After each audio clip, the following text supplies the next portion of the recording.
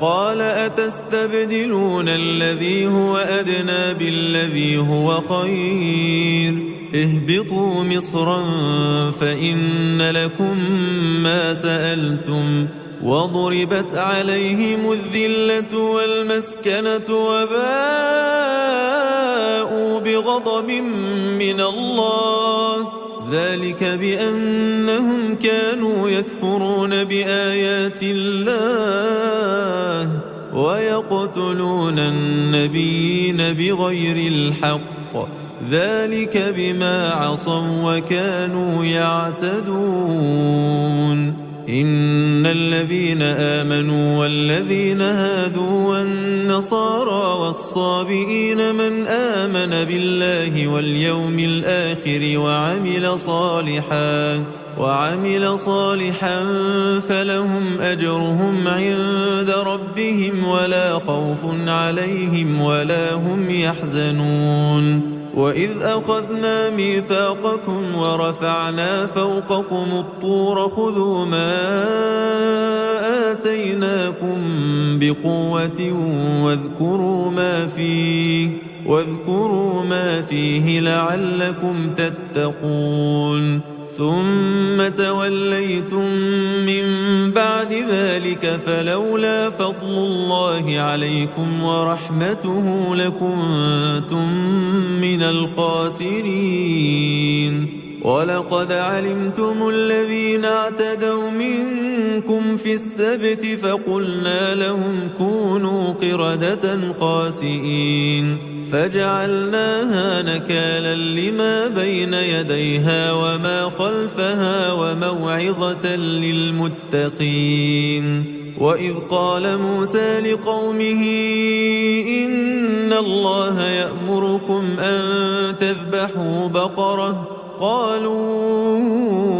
أتتخذنا هزوا قال أعوذ بالله أن أكون من الجاهلين قالوا ادع لنا ربك يبين لنا ما هي قال إنه يقول إنها بقرة لا فارض ولا بكر عوان بين ذلك فافعلوا ما تؤمرون قالوا ادع لنا ربك يبين لنا ما لونها قال إنه يقول إنها بقرة صفراء فاقع لونها تسر الناظرين قالوا ادع لنا ربك يبين لنا ما هي إن البقرة شابه علينا وإنا